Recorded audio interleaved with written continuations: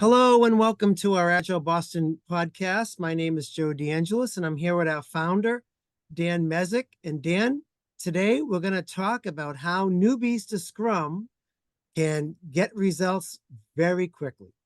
Yeah, as soon as possible or sooner.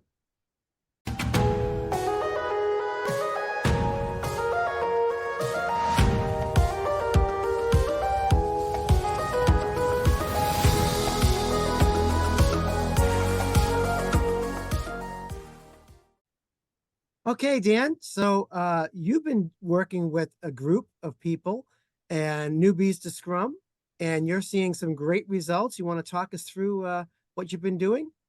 Yeah, I need to set the stage for the context. The context is they sort of had a sort of a botched approach at bringing on agility. It was sort of a big bang top-down thing that nobody really liked. The group actually is a business agility group. There's not any engineering in this engagement. Mm-hmm. And the characteristics are they're short on time. Everyone's got a lot of things to do, and they need to get results right away. And the other thing is they don't want any overhead in learning it at all. They don't want any training. They don't want any theory. They just want to hit the ground running, start using it. Boom. Don't want to read the Scrum guide. Yeah. So I mean, so how do you get results with a group like that as soon as possible or sooner? What I have found actually works, Joe, is to get the group working from an online Kanban as the container for their backlog. So, for example, Microsoft Azure DevOps has sort of a linear sort of XLS kind of a view, and you can click a button and get a Kanban view of that same work. I would use the Kanban view in all the meetings. And because some people work at home, they're hybrid, or they're 100% remote, having the thing online means everyone has access to it, right? Right. So right away, because seeing is believing, and Kanban helps with that, they get traction right away. How do they get traction? Well, the cards are notes to have a conversation. They dump whatever they have in the card, and then they refine the card as they move through time. And the card gets a crisper and more refined, and becomes more and more real, right? And then when they bring it in and they work on it, they move it physically right on the board from in process to done. And there's something that's very strong associated with that sense of progress, right? So, Visualizing that workflow. yeah, the visualizing and also the movement of the card is they get results right away, and then they can collaborate around the card, and everyone can kind of comment on what needs to go in the card, and the card becomes bigger and better over time, and then they can break it down into smaller pieces and so forth and so on. So it's a very fast way to get collaboration with hybrid and remote teams. That's number one. That's with no theory at all. Just boom, drop them into the deep end of the pool. Put your work on a Kanban board, visualize it, Yeah, break it down. Let's get started. Works amazing. Second thing is you need a product owner. You need someone the team can go to and get an answer and keep moving to reduce the delays, and to increase the process efficiency, right? And that person needs to be duly authorized by the organization's top leaders to occupy that role fully, and to be the authority in the room about what's going into the product and in what order, right? So teams need that. Having a Scrum Master is also very important, right? That way things run smoother, because the Scrum Master is the person who keeps the process going, right? The Scrum Master is a process person, product owner is a product person, right? And then the last thing that works that I like to do is iteration, right? So 1 week sprints. Yeah. So around the Agile world, we do 2-week sprints as a standard. 1 week sprints, it's like so much more, they learn so much faster with a 1 week sprint. And you're starting these sprints at the beginning of the week, middle of the week? Yeah, whatever day they want to end the current sprint and start the new one, we have a 120-minute to a 90-minute meeting that incorporates a quick sprint review, a retrospective, maybe a break, and then the sprint planning. You do it all in one meeting, maybe a break in the middle after the retrospective, and that's a recipe for getting traction right away. Now, why, what's the focus on traction? Well, you know, there's been a lot of, how can I say this politely? There's been a lot of money spent on on agility. Okay. Yeah. How do Coaches, we trainers. reduce that expense and get traction right away? It's the Kanban board. It's a product owner and Scrum Master. It's iteration, right? This is how we get in. We get traction right away. Within a week, they see the cycle one time. They know the Right. cycle. Boom. So do they do this combined review, retro, and planning? Do they do this at the end of their current sprint or on the first day of their next sprint? It's the meeting that's at the sprint boundary. So it's got the review and the planning in it with the retro in the middle. Okay, so that's usually the last day of the sprint.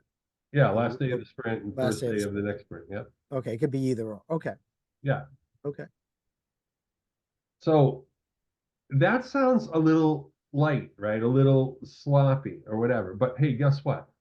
You can tighten it up once they get the hang of it. I was working with one team, I'm still working with them, and they had real concerns that they were a little bit late getting started and they felt like learning a new process would be a lot of extra overhead. Mm-hmm. Hey, guess what? By the second sprint, they were all expressing surprise at how fast they were moving and that the process was very lightweight and was very simple to learn. Now, when you're talking about lightweight, like for example, when you do a planning, typically you have a goal. You define a goal or This is multiple goals. You shouldn't, but a lot of teams do well, that. Do do they there. do that, or was that something you added later? They do. What we focus on really in this implementation, this is actually another part of the recipe, is to have a product goal and to recite and remind people about the product goal at the beginning of every sprint review. Right. So people know, okay, hey, remember what our sprint goal is, right? It's Mm-hmm. this, and then we look at it, and that's the true north, and that sets the stage for everything that follows, right? Right. And then in that meeting, we're able to, for example, if I'm coaching a Scrum Master, I will remind the Scrum Master at the end of the sprint review, Scrum Master name here, have you asked the stakeholders to give their feedback? Well, no, I haven't. Well, why don't we get that done now? Then we can finish the sprint review, because if the stakeholders aren't here, let's not even have the meeting. We need that feedback, right? So right off the bat, just with a Kanban board, a Scrum Master, a product owner, iteration, we're teaching them the Scrum as we're doing it, right? The sprint Mm-hmm. review is to get feedback from stakeholders. We teach them that. Right. Now, do we have daily scrums too? What they're doing is they're using a channel on Teams as a daily log. So what they do is each day that they come to work, they spend 4 or 5 minutes writing into that log. And then the Scrum Master examines that each day, looks for impediments to remove, and so Okay. forth. So don't have a formal let's get together and walk the board or anything Yeah, I like couldn't that. get It's that just, out of them. Yeah, I couldn't get a daily meeting. it's okay. Yeah. And what have you seen as results? Satisfaction with the process and satisfaction with the results they're getting. They're actually like, wow, we started late, but now we're ahead. And I really like this process. It's really clear. It's not fuzzy, and we can keep moving. I'm not sure why, but we keep moving. Yeah, and of course the reason why is because there's a Scrum Master looking for impediments, they're removing them, and so forth and so on. There's a product owner who is the single source of truth, who asserts as a product owner and fully occupies the role like they're supposed to, and all this kind of stuff. So these are all little tidbits, these little techniques. You can teach them in line as we go along. I like something you said. You couldn't convince them at this stage to do a daily scrum. No, They said, hey, let's try this log and let's see how this goes. It's more lightweight. It's easier for us. I get that. how did you get them to adopt the initial idea of, hey, let's work in iterations, let's have a product owner, let's have a scrum master, let's put together a backlog? How'd you get them to at least accept that? You tell them that there's going to be a referendum after a reasonable period of time, like 1 month. And at that retrospective, we're going to examine the process. And if the process isn't working, we're going to drop it like a bad habit. So you made it an experiment. Let's try this. Exactly. And if it doesn't work, we have the authority to say we're going to try something else. We just did that today with this team I'm working with. We looked at, during the retrospective period, we looked at the roles and the rules, which are basically Scrum roles and rules. And the loaded question was, are we happy with the roles and the rules? Or do we want to change them? And everybody agreed that they're actually working very well. Is this something you could continue to do, is have these monthly check-ins on the process? Yeah, I think that's really, really important, right? So if you promise them in a month, we're going to do this, then you need to do it. And then you have to have that open conversation. But the big surprise is the people that are skeptical are going to have a surprise that not only are we not behind, we're ahead of plan, and it's actually not a cramp, and we're getting good results. And wait a minute, this wasn't supposed to work, right? Did you have any skeptics on the team? Oh, there's always skeptics. Yeah.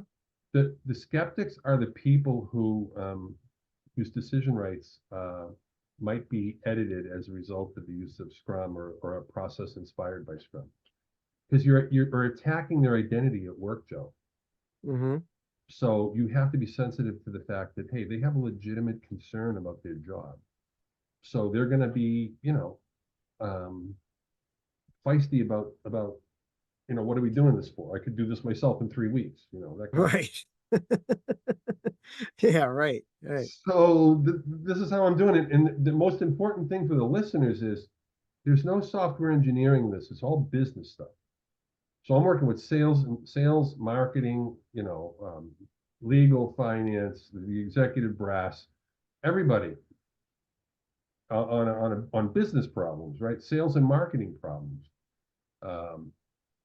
So this is actually, they don't know anything about engineering whatsoever. Yeah, right. Yeah. So, that's a really good point. We talk a lot about Scrum working, but working the best when the entire organization is using it. And what you're describing here is, how do I get these non-engineering teams, people that really don't know Scrum, Agile, or anything else, and maybe don't even care? How do I get them to try to adopt this way of working, this iterative, empirical way of working that's lightweight, easy for them to understand and see results quickly? Yes. What happens is the skeptics are sharpening their knives for the referendum in a month. They're sharpening their knives because they're gonna shred this coach in this process. They're like, yeah, we'll see you in a month, right? Yeah. But I'm also saying to myself, yeah, I'll see you in a month. Yep. You got your money on, they're going to like it, right? Yeah. So, all right. Well, Dan, thank you so much for sharing this. I hope this has been helpful to our viewers and everyone. If you want to learn more about what we're doing at Agile Boston, please visit our website at agileboston.org. Subscribe to our mailing list so you can be up to date on all of the events that we have. Dan is going to be presenting in April, for example, next month. So we'll be looking forward to seeing him. You can also find us on LinkedIn. We have a LinkedIn group called Agile Boston, and also subscribe to our YouTube channel where you'll see this podcast and other podcasts and videos from past Give Thanks for Scrum events and past videos from our monthly events. So until next time, be safe and be well. Take care.